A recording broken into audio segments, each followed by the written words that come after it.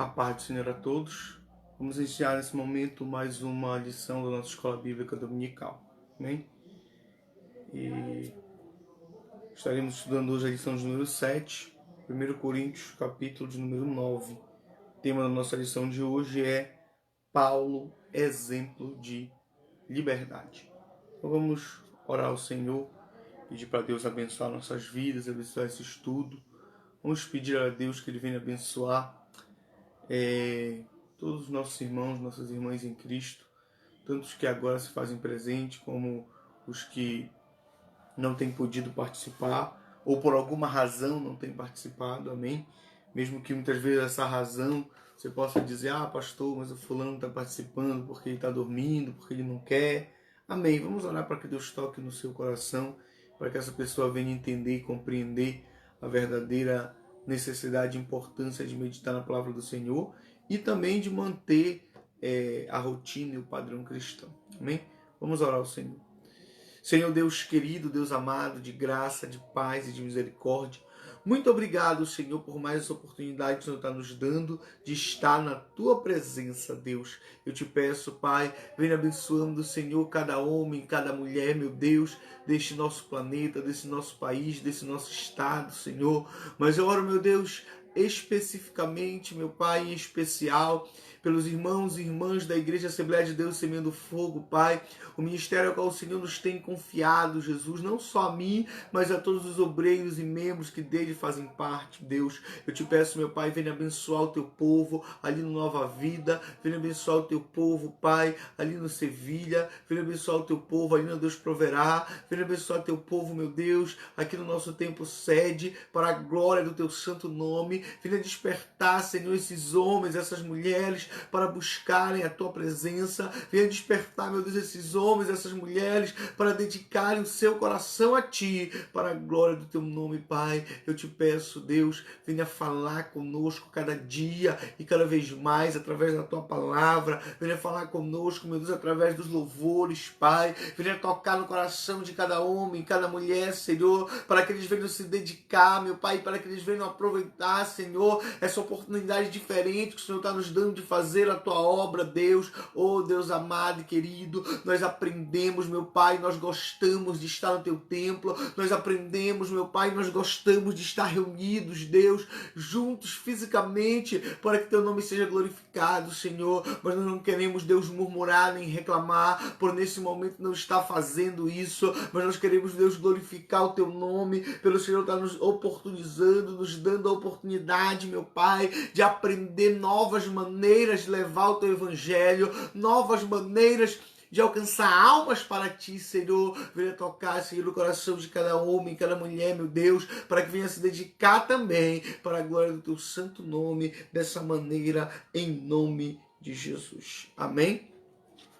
Abra sua Bíblia em Coríntios, capítulo de número 9. 1 Coríntios, capítulo de número 9. Eu tenho a lição aqui no meu celular, aplicativo de Educação Continuada Cristã, tá? PSC, você pode baixar na Play Store se você quiser também. O aplicativo é gratuito, mas as revistas que estão dentro dele são pagas, inclusive essa que nós usamos agora, que é 1 Coríntios. Mas eu estou seguindo à risca aqui o padrão da lição. Se futuramente alguém que não goste de ter a revista no celular, mas prefira ter ela fisicamente, quiser, a gente vai poder providenciar ela para vocês. Mas vamos ler o capítulo 9, nós estamos estudando 1 Coríntios, parte a parte. Vamos ler o capítulo 9 do versículo 1 em diante, e ainda que o nosso texto áureo esteja no versículo 22, eu quero ler com vocês aqui alguns versículos do capítulo 9. Paulo, exemplo de liberdade. Meditemos na palavra do Senhor. Diz assim: não sou eu porventura livre? Não sou apóstolo? Não vi Jesus nosso Senhor? Acaso não sois fruto do meu trabalho no Senhor? Se não sou apóstolo para outro, certamente o sou para vós outros, porque vós sois o selo do meu apostolado no Senhor. A minha defesa perante os que me interpelam é esta: não temos nós direito de comer e beber? E também o de fazermos-nos acompanhar de uma mulher irmã, como fazem os demais apóstolos e os irmãos do Senhor e Cefas? Ou somente eu e Barnabé não temos direito de deixar de trabalhar? Quem jamais vai à guerra à sua própria custa? Quem planta a vinha e não come do seu fruto? Ou quem apacenta um rebanho e não se alimenta do leite do rebanho? Porventura falo isso como um homem, ou não diz também a lei? Porque na lei de Moisés está escrito: não atarás a boca ao boi quando pisa o trigo. Acaso é com bois que Deus se preocupa? Ou é seguramente por nós que ele diz isso? Certamente é por nós que está escrito: pois o que lavra cumpre com fazê-lo com esperança. O que pisa trigo, faça-o na esperança de receber o que lhe é devido. Se nós vos semeamos as coisas espirituais, será muito recolhermos de vós bens materiais? Se outros participam desse direito sobre vós, não temos nós em maior medida? Entretanto, não usamos desse direito, antes suportamos tudo para não criarmos qualquer obstáculo ao Evangelho de Cristo. Não sabeis vós os que prestam serviço sagrado do próprio templo se alimentam? E quem serve ao altar, do altar tira o seu sustento? Assim ordenou também o Senhor aos que pregam o Evangelho que vivam do Evangelho. Amém? Presta atenção nesse último versículo que eu li. Aos que pregam o Evangelho que vivam do Evangelho. Amém? Versículo 22 do capítulo 9. Fiz-me fraco para com os fracos, com o fim de ganhar os fracos. Fiz-me tudo para com todos, com o fim de, por todos os modos, salvar alguns. Amém? Senhor Jesus, fala conosco através dessa lição, para a glória e honra do teu santo nome, em nome de Jesus. Vamos meditar. Nós temos aqui a lição de número 7, Paulo, exemplo de liberdade. Ainda que você vai ver que o texto que nós lemos, ele começa com Paulo citando vários direitos e dizendo que tem esses direitos. Tá? E nós vamos entender, pela palavra do Senhor hoje, a verdade prática da lição é que o compromisso com o Evangelho é maior do que qualquer direito pessoal. E é isso que Paulo vai defender. Se você prestar atenção bem no capítulo, você vai ver que Paulo vai começar elencando vários direitos, dizendo: eu também tenho direito. Eu tenho direito de comer, eu tenho direito de beber, eu tenho direito de andar junto com uma esposa ou com uma mulher, eu tenho direito a isso. Ele vai dizer também: eu tenho direito de ser sustentado pela igreja, que combina no versículo 14, ele vai dizer o Senhor, ou seja, Senhor, na teologia paulina, quando você encontrar nos textos de Paulo, seja em Coríntios, seja em qualquer carta, a palavra Senhor com S maiúsculo, ele está se referindo a Jesus.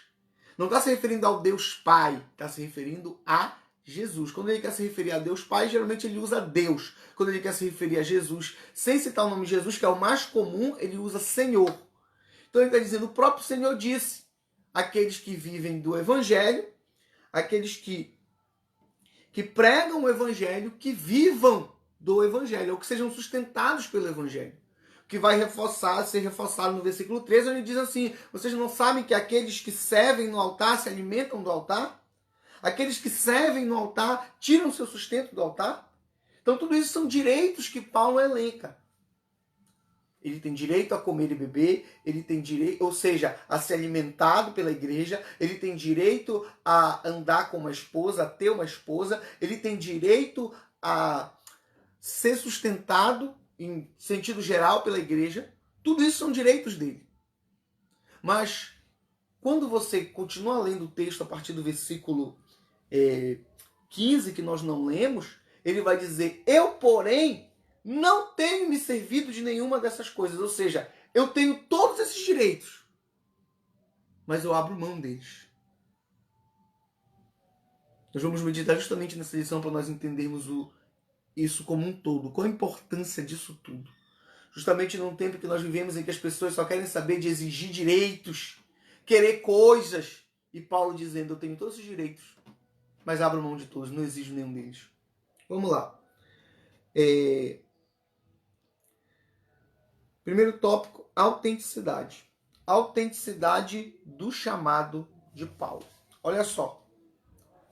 Ele vai começar o texto dizendo assim: não sou porventura eu apóstolo? Eu não vi Jesus? Não sou eu livre? Não sou eu apóstolo? Não vi eu Jesus? Acaso não sois vós fruto do meu trabalho? Olha com que primeira expressão ele usa. Não sou eu, por acaso, livre? Por que Paulo está usando essa expressão? Porque, se você lembra, na lição passada nós estudamos o capítulo 8 e o capítulo 10. Capítulo 8 e capítulo 10 tratam de um assunto peculiar, que trata do alimento a ídolo. O capítulo 9 está no meio deles. E Paulo, vamos dizer assim, trata o capítulo 8, abre um parênteses no capítulo 9, fala no capítulo 9, depois volta para o 10, para o mesmo assunto do 8. Mas não quer dizer que o 9 não tenha nada a ver com isso. Pelo contrário. No capítulo 8, os cristãos estão dizendo ali, muitos cristãos de Coríntios, Paulo está debatendo com eles porque eles acreditam, e Paulo está debatendo com base naquilo que ele recebeu deles através de uma carta. Carta que nós não temos, nós não sabemos onde está, não conhecemos o conteúdo, mas que nós podemos entender a partir do texto de Coríntios.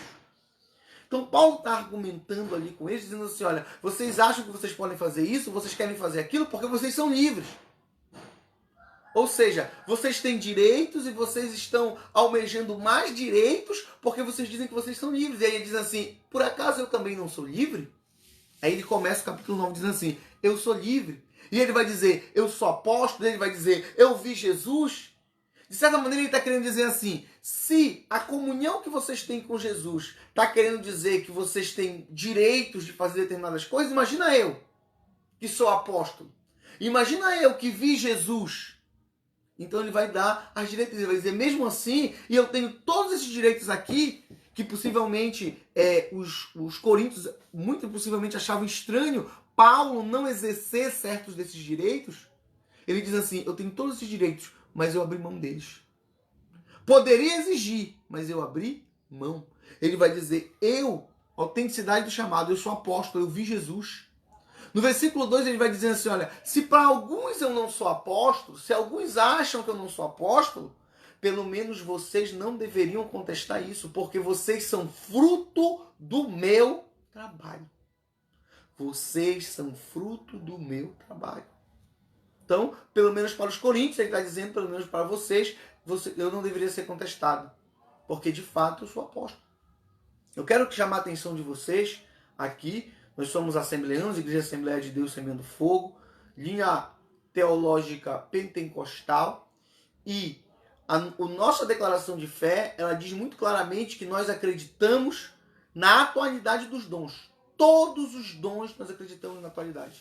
Não só daqueles que são convenientes, ou não só daqueles que são naturais. Nós somos crentes que acreditamos em profecia, acreditamos em línguas estranhas, acreditamos em revelação, dom de conhecimento, acreditamos em cura, milagre, acreditamos na atualidade dos dons. Ou seja, tudo que Deus podia operar no passado através dos dons, Ele ainda opera hoje. E acreditamos também no dom do apostolado. Nós não costumamos na Assembleia de Deus usar essa expressão. Existe talvez alguma outra que talvez eu não conheça, mas na linha mais tradicional da Assembleia de Deus, nós não costumamos usar essa expressão para definir ninguém. Dizer, o fulano ali é o apóstolo, fulano de tal. Nós não costumamos utilizar essa expressão. Porém, acreditamos sim que exista o dom do apostolado. Justamente na essência do que Paulo vai dizer aos coríntios. O apóstolo é aquele que planta a semente. É o grande líder que prega o evangelho, muitas vezes, numa primeira vez, a um público específico. E levanta a semente e começa um trabalho. Por isso que Paulo vai dizer para os coríntios, eu sou apóstolo pelo menos para vocês, porque vocês são fruto do meu trabalho. Tá? Para você entender isso de uma maneira melhor, você pode ler ali Atos 14, que vai dizer que Barnabé é apóstolo. Por que eu estou dizendo isso, citando que Barnabé é apóstolo? Porque é muito comum, na visão geral das pessoas, achar que os apóstolos eram só os 12 apóstolos. Mas se você for prestar atenção, você não vai encontrar no Novo Testamento em lugar nenhum a palavra 12 e a palavra apóstolo na mesma frase.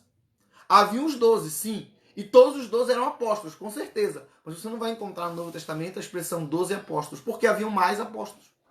Quando você lê, por exemplo, alguns textos de Paulo, você vai encontrar Paulo se reunindo ali em Jerusalém, você vai encontrar também em Atos dos Apóstolos, com Tiago. E esse Tiago, que Paulo se reúne, ele também vai ser chamado no Novo Testamento de apóstolo. E ele não era um dos 12. Não era? Não. Porque Tiago, filho de Zebedeu, irmão de João, morre logo no início da igreja cristã. Tá? E o texto sagrado, na própria carta de Tiago, que quando Tiago escreve, Tiago vai se identificar como irmão do Senhor, ou seja, irmão de Jesus, que não estava no rol dos 12 apóstolos, de acordo com a teologia protestante, e dos 12 apóstolos originais de Jesus. Então, se Tiago, que era irmão de Jesus, não estava no rol dos 12, também é chamado de apóstolo, e Barnabé, que certamente não estava entre os 12, também é chamado de apóstolo, nós vamos entender pelo contexto aqui de 1 Coríntios que o apóstolo há um dom de apostolado. Tá? E Paulo vai reivindicar dizendo, eu sou apóstolo.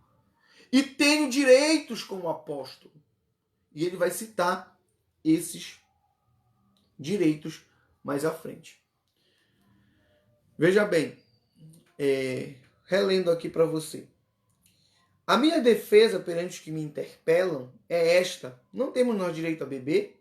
Ou somente eu e Barnabé não temos direito de deixar de trabalhar? Ou seja, ele está dizendo assim, os outros apóstolos têm direito de deixar de trabalhar. Nós não temos esse direito?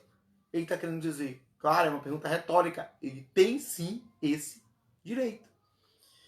E Paulo vai demonstrar que os mesmos direitos, ele vai citar em determinado versículo Pedro, que ele vai chamar de Cefas, ele usa a versão grega do nome de Pedro, que é Cefas, e ele vai citar os irmãos do Senhor. Irmãos do Senhor, nós vamos encontrar no texto sagrado, nos evangelhos, José, Tiago, Judas e Simeão. São o nome dos 4 filhos de Maria, irmão de Jesus. Na tradição protestante, nós não temos problema de falar dessa maneira. Os católicos vão entender que esses irmãos não eram irmãos de sangue, eram irmãos de criação, mas mesmo assim, nem os católicos vão negar a condição de irmãos. E quando nós falamos em irmãos do Senhor, geralmente no Novo Testamento, os que aparecem de maneira mais destacada é Judas e Tiago. Tá? Tiago, da carta de Tiago, é Tiago, irmão do Senhor. E Judas, da carta de Judas, também é Judas, irmão do Senhor. Tá? Que você compreenda isso. Tá? Então, Paulo vai citar Pedro e vai citar os irmãos do Senhor, dizendo assim, eles têm direito e eu também tenho direito. Porém, Paulo ele vai abrir mão desse direito em favor de poder levar o evangelho com mais facilidade, em favor de poder não criar impedimento a algumas pessoas. Mas o ato de amor de Paulo vai ser interpretado por alguns, em Coríntios, como se Paulo não tivesse o direito. Se ele não tem uma esposa, porque ele não deve ter direito de ter esposa. Se ele trabalha para se sustentar, deve ser porque ele não tem o direito de ser sustentado pela igreja. E Paulo vai reivindicar, não, eu tenho direito. Só eu não uso esse direito. Porque o uso desse direito para alguns pode ser um impedimento. Tá? Eu já vou explicar isso para vocês mais à frente. Seguindo o texto, versículo 15 vai dizer, eu, porém, não tenho servido de nenhuma dessas coisas e não escrevo isto para que assim se faça comigo, porque melhor me fora morrer antes que alguém me anule esta glória. Olha só, Paulo está reivindicando um monte de direito e depois ele vai dizer assim, eu nunca exerci esses direitos e eu não estou falando agora para que comece a exercer, ou seja, não é que quando eu cheguei com vocês, eu estou dizendo que eu não quero mais trabalhar, eu estou dizendo que eu quero exigir esses direitos. Não, eu nunca exigi e eu não estou exigindo, só estou deixando claro que eu possuo esses direitos. E que eu abro mão desses direitos por amor do evangelho. Que direitos é esse? Para quem chegou agora, Paulo tinha direito a ter uma esposa, mas ele não queria ter e não tinha. Paulo tinha direito a ser sustentado pela igreja, mas ele não queria e não era. Paulo tinha direito a não trabalhar, porque a igreja deveria suprir as suas necessidades, mas ele trabalhava. Tudo isso era direito de Paulo. Mas em tudo isso, Paulo abria mão daquilo que era seu direito por amor do evangelho. Bem? Isso não significa que, porque Paulo abria mão do direito, todo mundo tem que abrir mão do direito. Pedro, por exemplo, não abria mão desse direito. Os irmãos do Senhor, por exemplo, não abriam mão desse direito. Amém? Então, existe um direito? Sim. O direito pode ser exercido? Pode. Claro que pode. Mas a nossa liberdade cristã, é isso que Paulo está dizendo. Eu sou livre para exigir os meus direitos e eu sou livre para abrir mão dos meus direitos. E aí nós entramos aqui numa breve discussão com vocês, exposição sobre o que é liberdade. O sentido da palavra liberdade, o sentido de ser livre. Porque o sentido da liberdade do ser livre, muitas vezes é uma discussão muito forte entre os que são no mundo e os que são na igreja. E isso pesa muito sobre os novos convertidos. Isso pesa muito sobre o cristão, sobretudo quando ele está fraco na fé. Por quê? Porque as pessoas no mundo, elas querem argumentar que elas no mundo são livres e nós somos aprisionados. As pessoas muitas vezes, quando estão no mundo e Jesus está chamando, o conselho do ímpio que está lá no mundo, para ele é o quê? Amigo, não vai. Olha, não vai aceitar Jesus, olha, não vai virar crente. Porque se tu virar crente, tu vai ter que abrir mão de muita coisa que tu faz. Tu vai ter que deixar de fazer isso, tu vai ter que deixar de fazer aquilo. Basicamente, tu vai perder a tua liberdade. Quando Paulo diz, eu sou livre. Nós somos livres. O problema é que liberdade, na visão do homem do mundo, é ser escravo do pecado. E ele acha que isso é liberdade. Ele acha que sair da sua casa, beber a madrugada inteira, chegar no outro dia praticamente desmaiado, não saber o que aconteceu com ele, e depois não ter dinheiro para comprar pão, não ter dinheiro para comprar comida, é liberdade. Isso que ele acha que é liberdade. Muitas vezes, em muitos casos, sair, usar drogas, ele acha que isso é liberdade. É liberdade? Não é liberdade, é opressão pelo pecado. Só que o pecado cega as pessoas e faz elas acreditarem que elas estão exercendo liberdade, quando na verdade elas estão sendo apenas oprimidas. Ser livre é você ter opção de escolha. É você conseguir escolher. As pessoas que estão oprimidas pelo pecado, elas acham que elas conseguem escolher, mas elas não conseguem, porque elas não conseguem se libertar. Ser livre. Ser livre não é como alguns pensam, fazer o que quer. Ah, eu sou livre, eu faço o que quero. Não. Fazer o que quer é agir por instinto. Dá vontade de fazer isso, você vai lá e faz. Dá vontade de fazer aquilo, você vai lá e faz. Qualquer animal faz isso. É agir por instinto. Fazer o que quer, na hora que quer.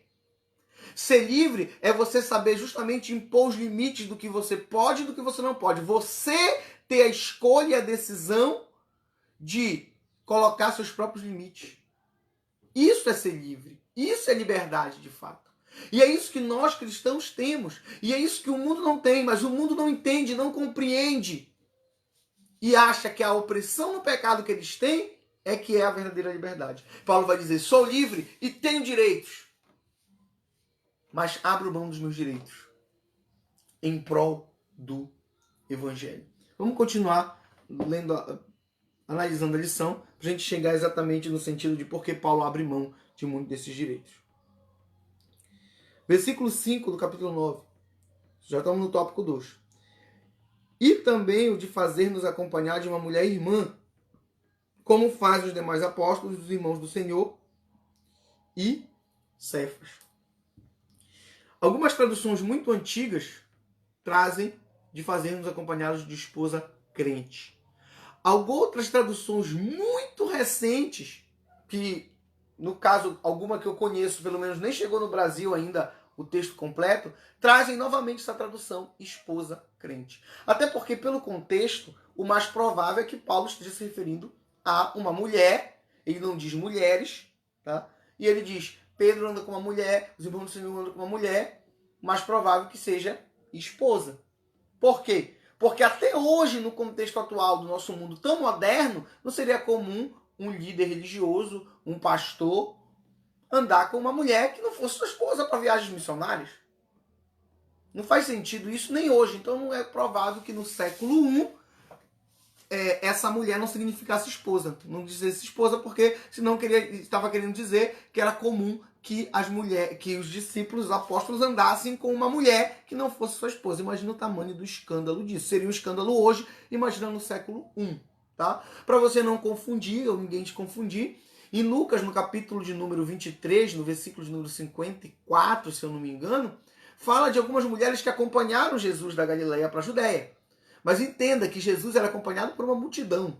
Então, em meio a uma multidão, certamente haviam mulheres e mulheres acompanharam Jesus. A Bíblia em nenhum momento vai mostrar Jesus acompanhado por uma mulher única e exclusivamente, tá?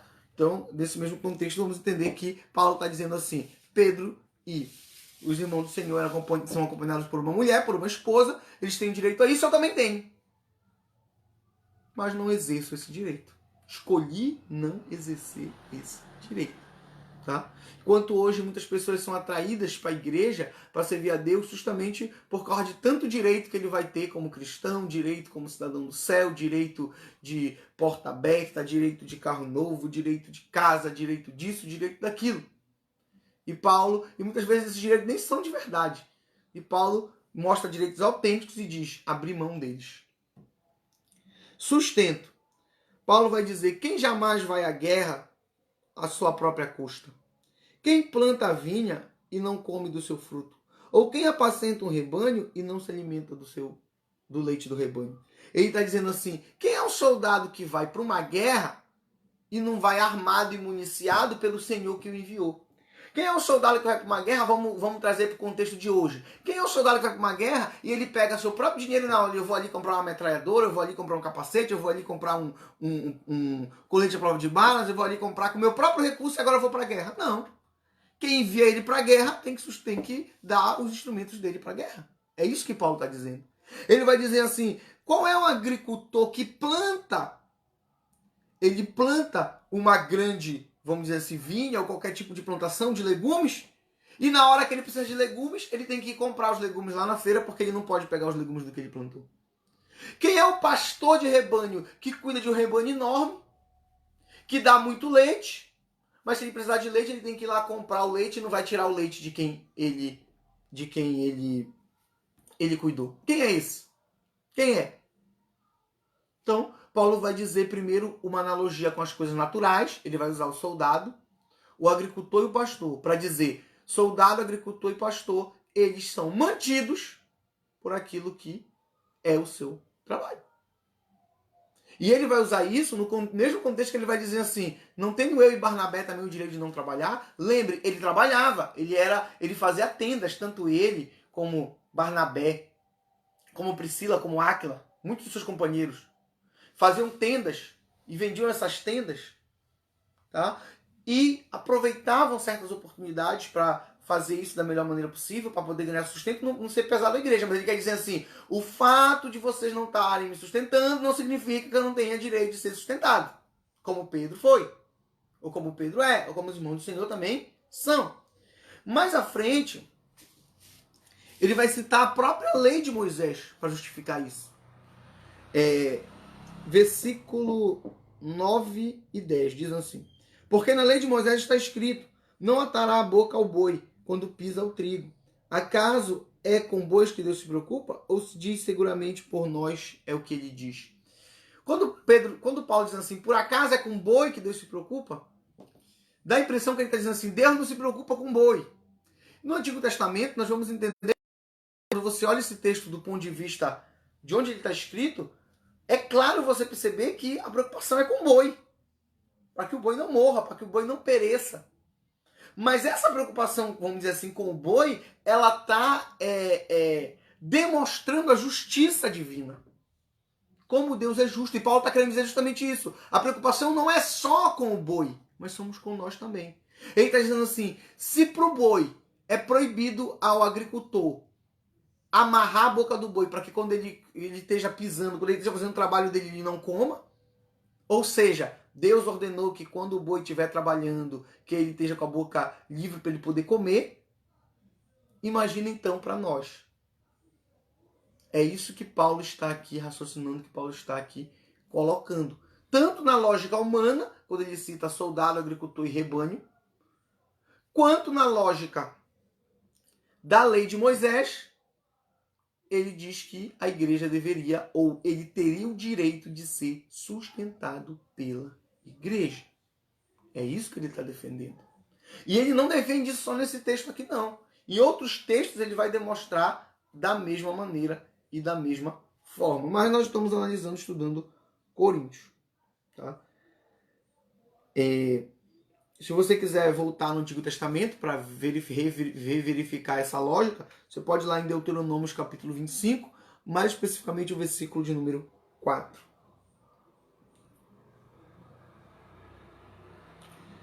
Vamos lá. Agora, chegando já na parte final da lição, nós vamos tratar de renúncia. Porque o objetivo de Paulo colocar esses direitos, como nós lemos no versículo 15, não era dizer assim, já que eu tenho esse direito, eu quero que vocês me deem isso na próxima vez que eu for. Não. Era para dizer assim, olha, vocês estão dizendo que estão fazendo um monte de coisa porque tem direito. E tem machucado muitos cristãos que estão no início da fé por causa do seu suposto direito. Então eu quero dar o exemplo, meu exemplo, de que tenho mais direito que vocês e renuncio meus direitos. Porque mais importante que o meu direito é o amor pelas almas. Mais importante que o meu direito, para mim, é ganhar alma para Jesus. Eu não vou, para exercer o meu direito, ferir uma alma ou afastar uma alma por quem Jesus morreu na cruz. Então Paulo vai usar exatamente esse argumento. Tá?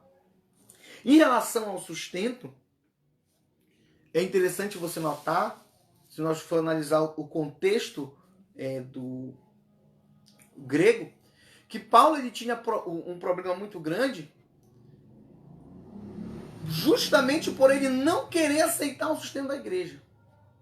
Enquanto hoje nós vivemos um contexto onde muitos pastores que são sustentados pela igreja, tá, sofrem perseguição por causa disso, porque as pessoas acham que é errado de ser sustentado pela igreja. Tá? Ainda que nós analisamos aqui o contexto bíblico, nós vamos ver que até Jesus era mantido pelos seus apoiadores, tá bom?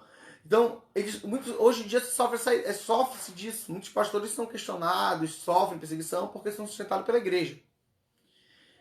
Porém, Paulo sofria muita perseguição por não ser sustentado. Como assim, pastor? É porque dentro da lógica da cabeça de muitos coríntios, os grandes pregadores e os grandes filósofos, e eles comparavam Paulo sim com um grande filósofo em muito sentido, eram sustentados. Eram bancados. Então, quando Paulo chega e Paulo não quer receber, aí eles dizem, então Paulo já não é tão grande assim, ele não é tão importante assim. Vai ver o que ele prega não é tão profundo assim, porque se fosse, ele abriria uma escola de Paulo, como Platão abriu, como Aristóteles abriu. Então, muitos questionavam Paulo por Paulo rejeitar receber.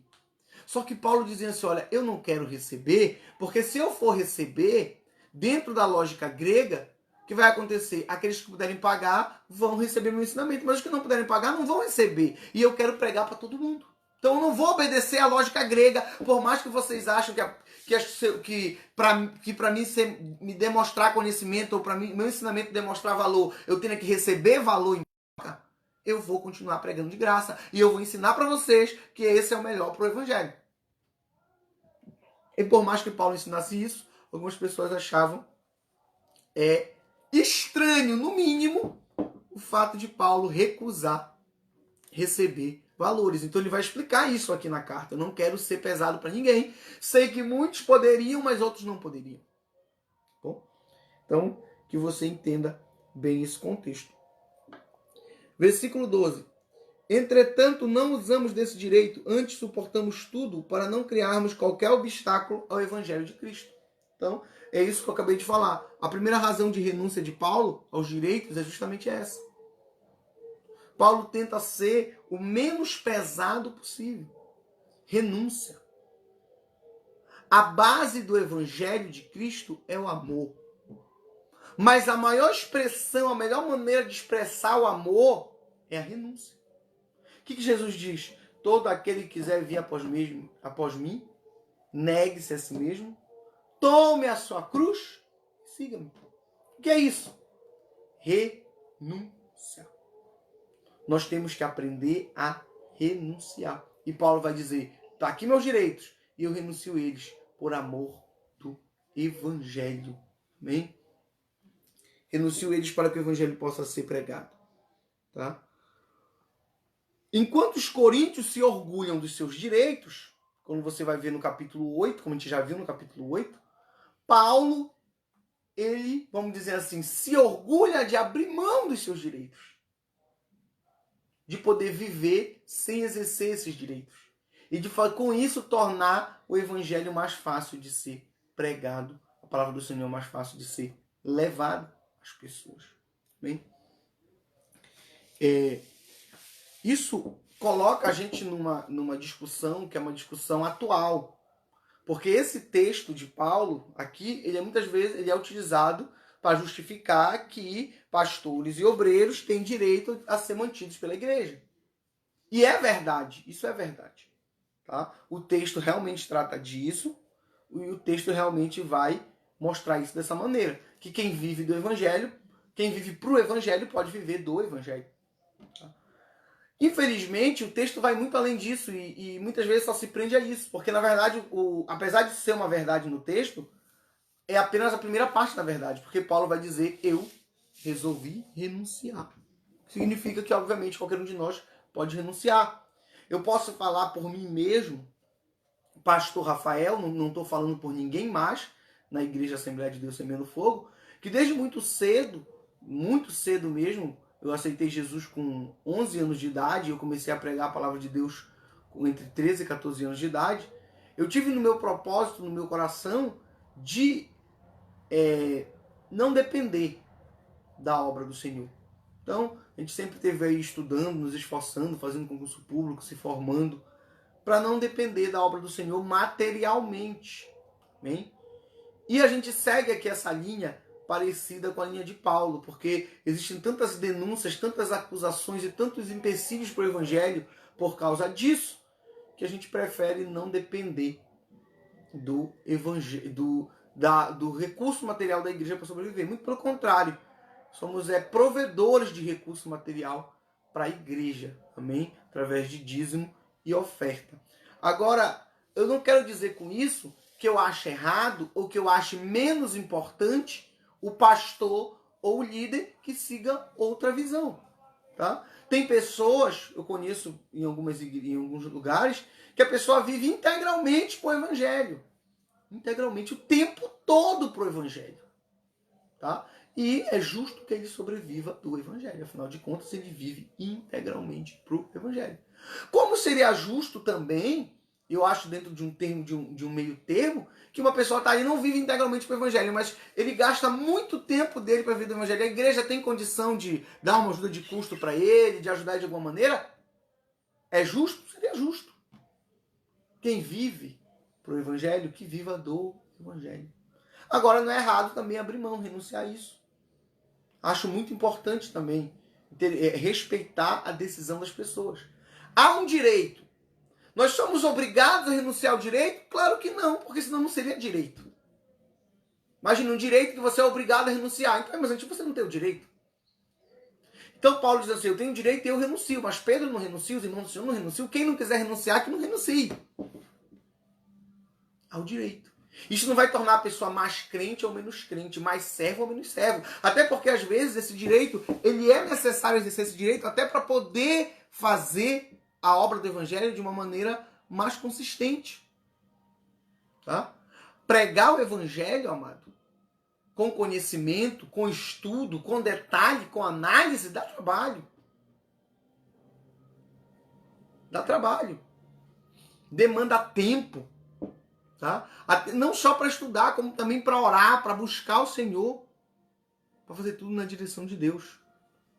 Então, Paulo defende o direito e eu defendo o direito também de que as pessoas que vivem para a igreja, que vivem para o evangelho, se dedicam ao evangelho, às vezes até mesmo não integralmente, mas que gastam o seu tempo com isso, se quiserem e se obviamente a igreja tiver condição, que recebam sim sustento material da igreja. Isso é um direito.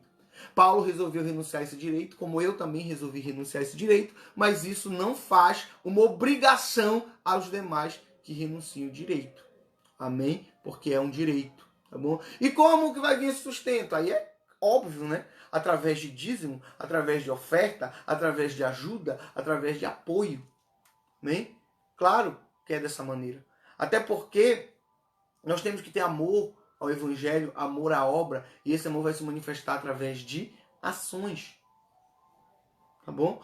Obviamente que você vai saber, você deve conhecer muitas pessoas que quando estavam no mundo, gastavam tudo e não tinham um centavo. Gastavam com droga, gastavam com bebedeira, gastavam às vezes com adultério, com prostituição.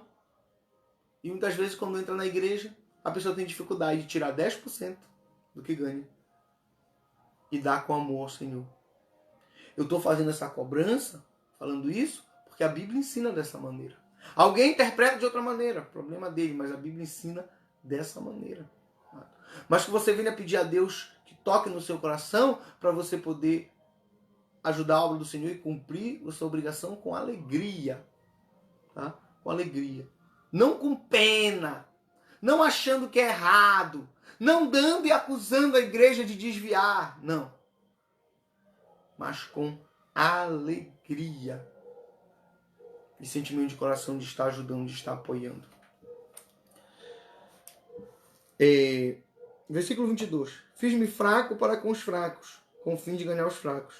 Fiz-me tudo para com todos, com o fim de, por todos os modos, salvar alguns. Tá? Então, Paulo está dizendo assim, abrir mão dos meus direitos. Ele não está abrindo mão do evangelho. Tá? Quando ele diz, fiz-me tudo para com todos, ele não está dizendo que ele fez alguma coisa errada para poder ganhar alguém para Jesus, de maneira nenhuma. Ele está dizendo, abrir mão de alguns dos meus direitos para poder alcançar mais pessoas. Fiz-me tudo para com todos. Para poder alcançar o máximo de pessoas possíveis, o máximo de homens, o máximo de mulheres para o Evangelho. Então nós vemos aqui uma pessoa abnegada, uma pessoa que renuncia em favor do Evangelho do Senhor, em favor da pregação do Evangelho. Versículo de número 25. Todo aquele que luta de tudo se abstém. Eles fazem para alcançar uma coroa corruptível, nós, porém, uma incorruptível. Se você ler a parte final do capítulo 9, você vai ver que Paulo ele vai fazer uma outra analogia. Ele fez analogia com o soldado, ele faz analogia com o agricultor, ele faz analogia com o pastor, e no final do texto ele vai fazer analogia com o atleta. Paulo vai fazer uma analogia com atletas, tá? Demonstrando que, olha, o atleta ele se esforça para alcançar o seu objetivo, então nós também vamos nos esforçar. É interessante nós sabermos, do ponto de vista histórico, que ali em Coríntios, ali na região de Corinto, na Península da Acaia, especificamente na cidade de Corinto, acontecia um evento esportivo a cada 2 anos naquela época, chamado Jogos Istmicos, que, de acordo com os pesquisadores e historiadores, em termos de importância no mundo antigo, só perdia para a Olimpíada. A Olimpíada ocorria no mundo antigo. Então, os Jogos Istmicos ocorriam na cidade de Corinto. E, ao contrário de hoje, que quando alguém ganha uma competição e recebe uma medalha, geralmente o primeiro lugar recebe uma medalha de ouro, nos Jogos Istmicos, o vencedor recebia uma coroa. Não era uma coroa de ouro, era uma coroa de folhas. Uma coroa feita de um tipo de vegetal. Isso, colocado na cabeça da pessoa, do atleta, simbolizava o quê? Que ele foi o vencedor, ele foi coroado. É por isso que Paulo vai dizer no versículo 25 que eles correm para alcançar uma coroa corruptível. Nós, porém, por uma incorruptível. Ou seja, quer dizer, o atleta faz todo esse esforço, treina o ano todo, às vezes horas e horas por dia. Isso acontece hoje, isso já acontecia com muitos atletas profissionais nos tempos antigos. Tá? E o prêmio dele é o prêmio da terra. Ele renuncia a tanta coisa por um prêmio da terra. O atleta, ele renuncia a muitos alimentos que ele gostaria de comer, faz dietas muito rigorosas muitas vezes, horas de treinamento cansativo, às vezes de manhã, às vezes de tarde, às vezes de noite, corre, levanta peso. Tudo um atleta faz. Tudo um atleta faz. Para quê? Para um prêmio da terra. Mas eu quero dizer para você, Jesus, ele te dá vitória. E Jesus, ele é contigo. E nós vamos alcançar o nosso prêmio, que é o alvo maior que é em Cristo. Amém? Vamos ler aqui a aplicação pessoal. Diz assim, a vida cristã não é regida somente pelos direitos, mas pela renúncia destes em favor do Evangelho. Amém? Então, que você receba isso na sua vida. Se tiver alguma pergunta ou questionamento, me procure, tá bom? Fala comigo no privado, manda para mim, nós vamos meditar mais. Aguardo vocês no culto logo mais à noite. Vamos orar e agradecer ao Senhor. Senhor Jesus, muito obrigado, Pai, por essa escola bíblica dominical. Muito obrigado, Senhor, por esse momento na Tua presença, que nós possamos aprender mais e mais de Ti, para a glória do Teu santo nome, em nome de Jesus. Amém? Que a graça do nosso Senhor Jesus Cristo, o amor de Deus, a comunhão e a doce consolação do Espírito Santo seja sobre toda a igreja e a mesma diga. Amém.